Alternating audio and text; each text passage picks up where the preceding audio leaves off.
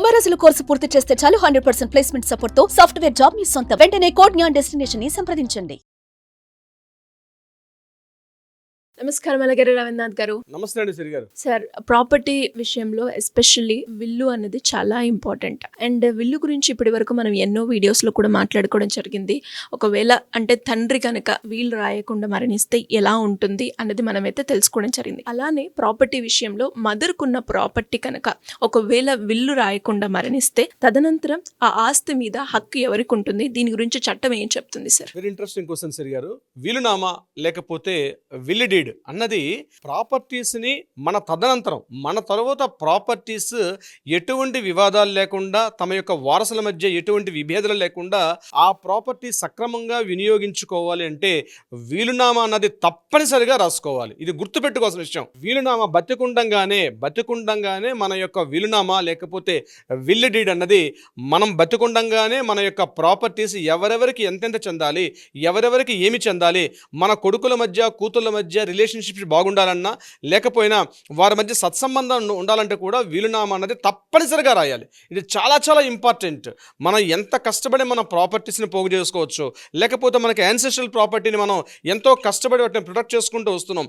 మన ద్వారా మన వరకు ఎంత ప్రొటెక్ట్ చేసుకున్నామో ఆ ప్రాపర్టీని యాస్టీజ్గా కిందకి వెళ్ళాలి, ఎవరెవరికి అందజేయాలన్నది వీలునామా ద్వారా చాలా ఇంపార్టెంట్. చాలామంది గుర్తుపెట్టుకోవాల్సిన విషయం. అయితే మనం ఈ గడిచిన వీడియోస్లో భర్త లేకపోతే తండ్రి తన వీలునామాని ఎలా రాసుకోవాలని కొన్ని విషయాలు తెలియపరుచుకున్నాం.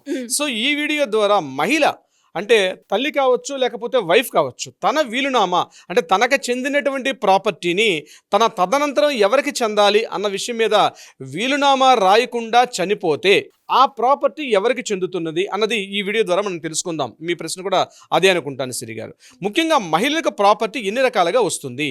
ఒకటి, తన తల్లిదండ్రుల నుంచి సంక్రమించినటువంటి తన ఆస్తి, అంటే తల్లిదండ్రుల దగ్గర నుంచి సంక్రమించిన ఆస్తి ఒకటవది.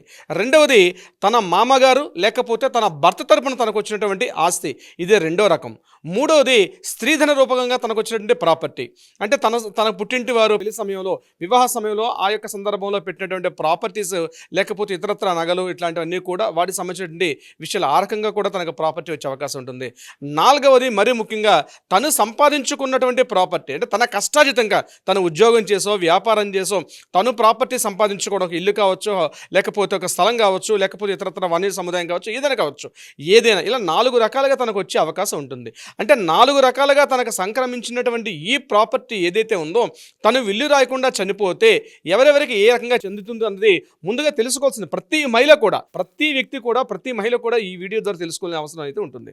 ముందుగా ఆ మహిళ తన విల్లునామా రాయకుండా చనిపోతే ఆ ప్రాపర్టీ ముందుగా ఎవరికి చెందుతుందంటే కొడుకు. ఇది బాగా గుర్తు పెట్టుకోండి, ఈ సీక్వెన్స్ ఆర్డర్ ఉంటుంది, ఆర్డర్ నేను చెప్పే ప్రయత్నం చేస్తాను. ముందుగా ఒకటి కొడుకు, కూతురు, భర్త, వీళ్ళకి చెందే అవకాశం ఉంటుంది ఈ యొక్క ప్రాపర్టీస్. వీలునామా రాయకుండా తను చనిపోతే తనకు ఉన్నటువంటి ఈ 4 రూపాయలుగా వచ్చినటువంటి ప్రాపర్టీ ఏదైతే ఉందో ఈ 4 టైప్స్ నుంచి వచ్చిన ప్రాపర్టీ ముందుగా కొడుకు, కూతురు, తరువాత భర్త, వీళ్ళకి చెందే అవకాశం ఉంటుంది.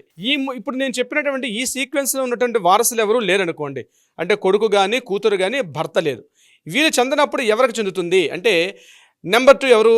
భర్త తరపు బంధువులు, అంటే భర్త తరపు తండ్రి కావచ్చు, భర్త యొక్క సోదరుడు కావచ్చు, వీళ్ళు భర్త తరపున తనకు ఏదైతే ప్రాపర్టీ సంక్రమించిందో ఆ ప్రాపర్టీ భర్త తరపు ఉన్న వారికి చెందే అవకాశం ఉంటుంది. ఇది నెంబర్ 2.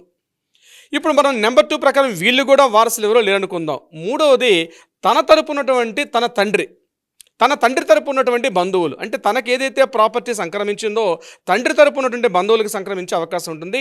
తండ్రి తరపు ఉన్నటువంటి బంధువులు వీళ్ళకి సంక్రమించే అవకాశం ఉంటుంది. వీళ్ళు కూడా లేరనుకోండి, తల్లి తరపు ఉన్నటువంటి బంధువులకు వచ్చే అవకాశం ఉంటుంది. అక్కడ తల్లి తరపు బంధువులు అంటే పిన్నమ్మ అంటాం కదా, వీళ్ళకి వచ్చే అవకాశం ఉంటుంది. వీళ్ళు కూడా లేరు, అంటే తన కొడుకు లేరు, తన కూతురు లేరు, తండ్రి తరపు బంధువులు లేరు, తల్లి తరపు బంధువులు లేరు, ఎవరు లేని పక్షంలో చివరి ఆప్షను ఈ ప్రాపర్టీ మొత్తం కూడా ప్రభుత్వం తీసుకుంటుంది. ప్రభుత్వం యొక్క అజమాయిషీలోకి వెళ్ళే అవకాశం ఉంటుంది వీలునామా రాయకుండా పోతే. ఏదైనా జరగకూడదు జరిగిన సంఘటన జరిగితే ఎవ్వరూ లేకపోతే ఈ ప్రాపర్టీ మీద ప్రభుత్వానికి పూర్తి ఆధిపత్యం అయితే వచ్చే అవకాశం ఉంటుంది. ఇది గుర్తుపెట్టుకోవాలి. అందువల్ల మహిళలైనా పురుషులైనా తమ యొక్క ప్రాపర్టీ ఏదైతే ఉంటుందో బ్రతికుండగానే ఏమవుతుందిలే, రేపు ఏం జరుగుతుందిలే, నేను ఇంకొక 10 ఏళ్ళు హ్యాపీగా ఉండగలుగుతా, అంటే నాకు ఇంకా జస్ట్ ఏమో ఒక 40 ఇయర్సే చాలా వస్తుంది, చూద్దాం ఇంకా రాసుకుందాం.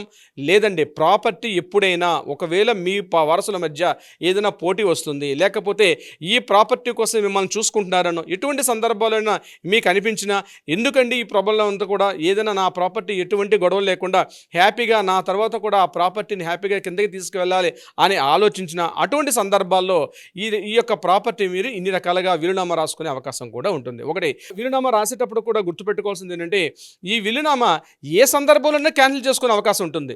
అది కూడా రిజిస్ట్రేషన్ చేసుకున్నాం అనుకోండి, రిజిస్ట్రేషన్ చేయమని చెప్పి ఇక్కడ కూడా మనకి లీగల్ సెక్షన్ లేనప్పుడు కూడా దానికి ఒక చట్టబద్ధత ఉండాలంటే తప్పనిసరిగా రిజిస్ట్రేషన్ చేసుకుంటే చాలా వరకు చట్టబద్ధత ఉండే అవకాశం కూడా ఉంటుంది. సో తను రాసుకున్న వీలునామాని ఏ క్షణంలోనైనా క్యాన్సిల్ చేసుకోవచ్చు, మళ్ళీ కొత్త వీలునామా కూడా రాసుకునే అవకాశం కూడా ఉంటుంది. ఇది కాకుండా మీరు స్వార్జితంగా సంపాదించుకున్న ప్రాపర్టీ ఏదైనా ఉందనుకోండి, అది ఎవరికైనా దానం చేసే అధికారం ఉంటుంది. కాబట్టి మీ ప్రాపర్టీని మీ తర్వాత ఇటీవల కాలంలో ఏంటంటే ఈ యొక్క వారసత్వ హక్కు చట్టాలు, ఈ తర్వాత ప్రాపర్టీలు వచ్చిన తర్వాత కేవలం ఆస్తుల కోసం, అంతస్తుల కోసం, డబ్బుల కోసం కోర్టుల మెట్లెక్కి చాలా గొడవలు పడడం అనేది ఇటీవల సర్వసాధారణం అయిపోయింది. ఆస్తుల వల్ల డబ్బులే ప్రధానమైపోయి సంబంధాలు, మానవతా సంబంధాలు ఇవన్నీ కూడా పూర్తిగా కనుమరుగైపోతున్న మన ప్రాపర్టీ ఏదైతే ఉందో ఈ ప్రాపర్టీని ఎటువంటి వివాదాలు లేకుండా మన తదనంతరం కూడా మన వారసుల మధ్య ఎటువంటి గొడవలు లేకుండా వాళ్ళ మధ్య సమానం ఉండాలంటే తప్పనిసరిగా వీలునామా రాసుకోవాలి.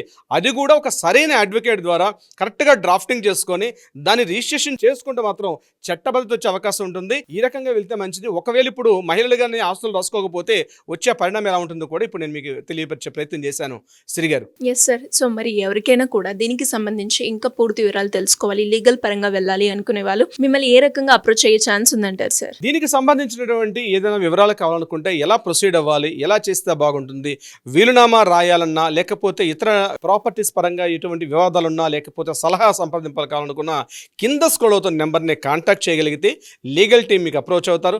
అట్లీస్ట్ కాల్ చేయండి, లేకపోతే వాట్సాప్ ద్వారా అయినా మీ డీటెయిల్స్ పంపించగలిగితే మళ్ళీ మన లీగల్ టీం మళ్ళీ బ్యాక్ కాల్ చేస్తారు, వివరాలు తెలుసుకునే ప్రయత్నం చేస్తారు. ఏదైనప్పటికీ కూడా మీ ప్రాపర్టీస్ని మీరు ఒక చట్టబద్ధంగా కింద వారసులకు పంపించే బాధ్యత మీకు ఉంటుంది. వీలునామా అత్యంత ఆవశ్యకరంగా ఉంటున్న విషయం అయితే ఉంది శ్రీ గారు. Thank you sir. Thank you so much. Thank you so much అండి. సుమన్ టీవీలో మీ పర్సనల్ అండ్ బిజినెస్ ప్రమోషన్స్ కోసం కింది నెంబర్కి కాంటాక్ట్ చేయండి.